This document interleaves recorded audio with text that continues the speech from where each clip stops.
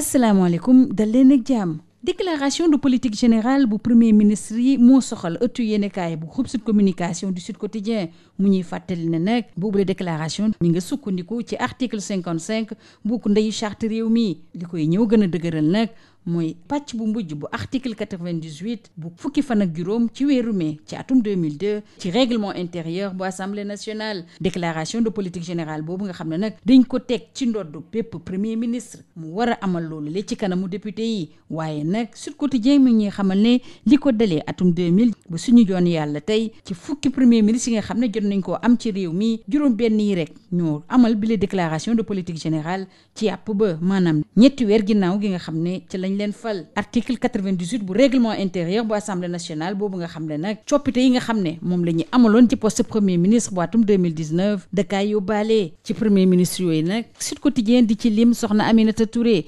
Amadou Ba Moustapha Niasse Idrissa Seck Hadjibou Soumaré ak Souleymane Ndéné Ndiaye dañoo jëfee ndigal waaye ku ci mel ni Macky Sall ak Abdoul Mbaye ñoom amaluñu ko ci àpp ba Ousmane Sonko nag moom ba fi mu toll nii ñu ngi koy xaar jëmale ci mbir mi ci déclaration de politique générale boobu la ñuy des ndax ci biir conseil des ministres njiitu réew mi di président Bassirou Diomaye Faye mi ngi xamle ne ni yemm na ba noppi bu ñu sukkandikoo ci Le Soleil ak 24 heures ndax mi ngi soññ premier ministre bi mu jël bépp matukaay ngir taxaw ci kanamu député yi amal déclaration de politique générale boobulee loolu yëpp nag mi ngi jëm ci wàllu amal démocratie boo xam ne bu mucc ayib lay doon ak it ab état de droit boo xam ne royukaay lay doon ci juróom benn weer yu mujj ci atum 2024 njiitu réew mi nag li ko soxal ci dëgg-dëgg mooy ñu saytu bu baax a baax alalu askan wi nga xam ne dañu ko dénk ñenn ñi ci biir réew mi ñu fexe ci wàllu koom-koom tolluwaayu askan wi ci wàllu alam bi ak wàllu caada yëpp ñu fexe ba mun a moom suñu bopp na mu waree dañuy des ci administration bi ndax waa tribune ñu ñuy yeggee ne ci rapport am jëmale ci wàllu yorin wu sell ak it ci saytu alalu askan wi nga xam ne dafa am ñu ko dénk ci réew mi IGE xam ne ne wàllu politique dafa tàbbi bu baax a baax ci administration publique ci suñu réew ñu ñuy xamal ne yooyu les fonctionnaires na ñu ci bëri ci ñoom ay responsable lañu ci ay parti politique wala ay mouvement yoo xam ne dañuy jàppale njiitu réew mi tàbbi bi nga xam ne moom la politique tàbbi ci administration publique nag mun na xajamal liggéey bi bu baax a baax dañuy des administration boobule ndax lu ko dalee présidence jàpp primature ak it ci ministère yi dañoo tabb yees ñu bëri bu ñu sukkandikoo ci Sud Quotidien directeur général bu élection ba woon di Thiendella Fall ki ko wuutu mooy Birame Sène bi nga xam ne moom lañ dénkoon wàllu tàggat ak wàllu jokkoo foofulee Thiendella Fall bi nga xam ne nag ci xëccoo bu tar bi amoon ci diggante nguuru Sénégal ak waa Pastef ni ñuy waajal jongante yi turam fësoon na ci lool keneen koo xam ne it turam fës na démb ci conseil des ministres bi mooy Mohamed Ngouda Mboup waa Sud Quotidien di ñu fàttali ne nag dafa mus a jóg taxaw temm ci wet patriote yi rawatina ci débat yi nga xam ne moom la ñuy amal ci bërëbu taskatu xibaar yi mu nekk président conseil d'administration bu port autonome de Dakar keneen koo xam ne it turam jib na démb ci conseil des ministres bi mooy Mame Ngor Ngom nekkoon fi directeur de publication bu tribune moom lañ tabb mu nekk directeur général bu bureau information ak communication bu gouvernement bi ci tabb yu bees yooyu la ñuy des ndax soxal na ëttu yéenekaay yépp yi ñu xëyandool bu ci mel ni réew mi quotidien muy xamle ni Khadim Bamba Diagne Ngouda Mboup ak Ousmane Diagne ko takkal nañ leen ay ndombo tànk ci jamono joo xam ne nag yeneen cadre Pastef yu bëree bëri ñoom it ñu ngi xaar ñu tabb leen moo tax seen xol neexul fi mu toll nii nomination yooyu yi nga xam ne nag laal juróom-ñetti fukk ak benn ci ay poste ba tey ci biir conseil des ministres président Bassirou Diomaye Faye fësal ne it lu ko soxal moo jëm ci wàllu dëkkuwaay yi foofu la nag dafa bëgg ñu saytu bu baax a baax projet yi nga xam ne ñoo doon tabax logement yi nga xam ne moom la ñuy jagleel askan wi leneen loo xam ne it soxal na ko te Le Soleil di ñu ko yeggee mooy ñu gën a dëgëral SICAP ak SNHLM fexe it yombal nit ñi ngir ñu mën a jot permis bi leen di may ñu mën a tabax Bassirou Diomaye Faye di soñu premier ministre Ousmane Sonko mu amal ab conseil interministériel jagleel ko wàllu wi gouvernement boobu nga xam ne nag li ko soxal bokk na ci càmbaraat bu baax a baax contrat yi nga xam ne jot nañ ko siifee ci wàllu pétrole ak gaz suñu réew ci loolu waa laas sekk waxtaan ak docteur Moustapha Fall muy gëstu teg ci di jàngalekat ci faculté sciences juridiques ak politique bu université Cheikh Anta Diop bu Ndakaaru moom nag mi ngi soññ kilifa yi ñu demee ci nank mi ngi it artu ci li nga xam ne mën na ci fekk nguur gi bu ñuy saytuwaat yooyu les contrats bés bi le jour muy waxtaanee wàllu politique ak professeur Babacar Gueye rawatina ci référendum bi nga xam ne ñu ngi koy ruumandaat ci suñu réew nee na ànd na ci bu baax a baax bu dee li ko tax a jóg muy fexe ba wàññi sañ-sañu njiitu réew mi ci suñu réew muy artu nag di xam le ne bés bu ñu jëmmalee ci réew mi cour constitutionnelle loi d'amnistie bi nga xam ne moom la ñu jëmmal suñu réew te mu ñëw baal ñu bëri li fi xewoon ci diggante atum 2021 jàpp atum 2024 da koy niilal. waa Tribune ak Le Quotidien waxtaane nag wàllu taw yu tar yi nga xam ne moom lañ nemmeeku ci biir réew mi. ci Kaffrine ci quartier yii di Diamaguène Centre ak Kaffrine 2 ndox mi fees na fa lool. ci Touba it taataa ndox yi mi ngi fépp ci Daaru Xuddoos ca Ndaamatu ca Daaru Minam ci Suura ak it ca Gédé. kër yu bëri nga xam ne ñoo faree ci wetu Grande Mosquée bi it ndox mi nangu na ko. ndox moomu nga xam ne dafa tar lool bu ñu sukkandikoo it ci Le Quotidien muy jàpp ne ñu ngi ko nemmeeku diggante Touba ak Kaffrine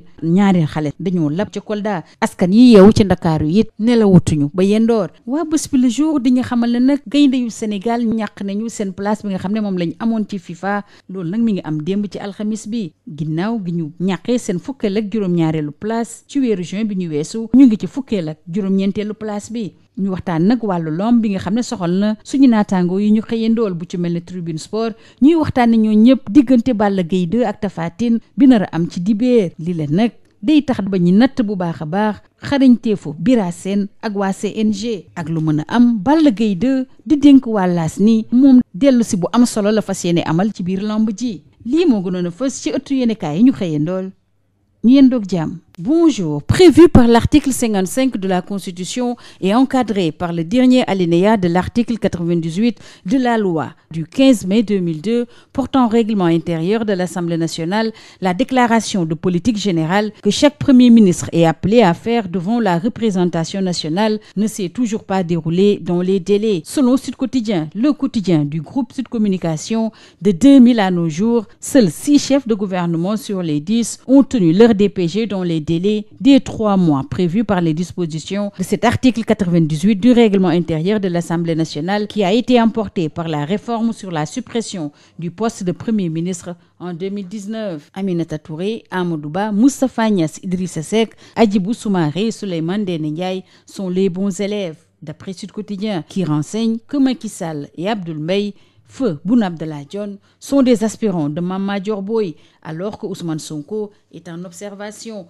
Pas s'engage la reddition des comptes avec la démocratie exemplaire et état de droit des références au second semestre de 2024. Le chef de l'État, dont les colonnes de 24 heures, passe à la consolidation de la phase cruciale de rectification, d'ajustement, de réforme hardi des politiques publiques. L'objectif, selon le chef de l'État, est de créer dans tous les secteurs de la vie économique, sociale, environnementale et culturelle les conditions véritables pour bâtir durablement une souveraineté assumée. C'est dans cet esprit qu'il a demandé au Premier ministre de prendre toutes les dispositions en vue de la présentation prochaine devant l'Assemblée nationale de la déclaration de politique générale du gouvernement déjà disponible. Information relayée également par Le Soleil qui revient sur les batteries de mesures prises en Conseil des ministres pour faciliter l'accès au logement. Il s'agit entre autres de faire le bilan exhaustif de la gestion des pôles urbains et des projets de construction de logements sociaux au moment où le renforcement de la SICAP et de la SNHLM a été préconisé. Le chef de l'État plaide pour la simplification de l'obtention du permis de construire et invite le Premier ministre Ousmane Sonko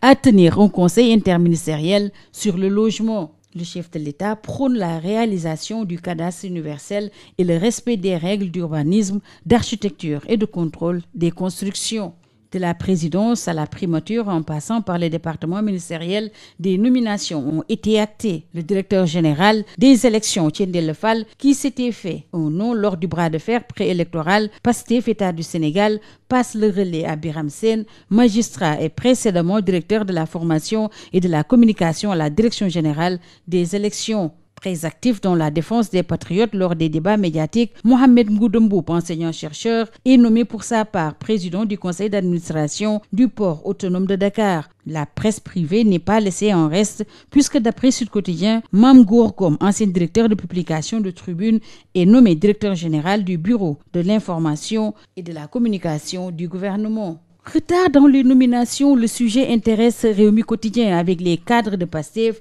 qui traînent leur spleen au moment où Khadim Bamba Diagne, Ngouda Mboup et Ousmane Diagne sont promus. Le professeur Babacar Gueye vote pour un référendum si les nouvelles autorités veulent diminuer les pouvoirs du président de la République pour plus de légitimité. L'invité de Maïmouna Ndour Faye sur cette TV, celui qui était le facilitateur des assises de la justice, a par ailleurs indiqué que la loi d'amnistie de mars dernier viole la Constitution, précisant que la future Cour constitutionnelle pourrait bien l'invalider. au moment où le nouveau régime veut renégocier les contrats d'hydrocarbures pour qu'ils bénéficient davantage aux Sénégalais. À ce propos, Dr Moustapha Fall, enseignant-chercheur à la faculté des sciences juridiques et politiques de l'UCAD, recommande aux autorités d'y aller avec beaucoup de prudence. Lit-on dans les colonnes de l'As. Rapport sur la gouvernance et sur la reddition des comptes, la politisation de la haute administration publique inquiète l'IGE, renseigne Tribune. Ces fonctionnaires sont des responsables des partis politiques ou mouvements qui soutiennent le président de la République. Et toujours d'après l'IGE, la politisation de la haute administration publique présente plusieurs inconvénients. Place aux inconvénients liés aux inondations avec ces premières pluies sur l'étendue du territoire. Avec Tribune, les populations sont dans le désarroi. À Kaffrine, les quartiers Diamaguène Centre et Kaffrine 2 sont gravement touchés par des inondations au moment où à Touba, d'énormes inondations ont été notées à Darou Khoudoss, Ndamatou, Darou Minam, Souran et Guédé. Et à quelques lieues de la grande mosquée de Touba,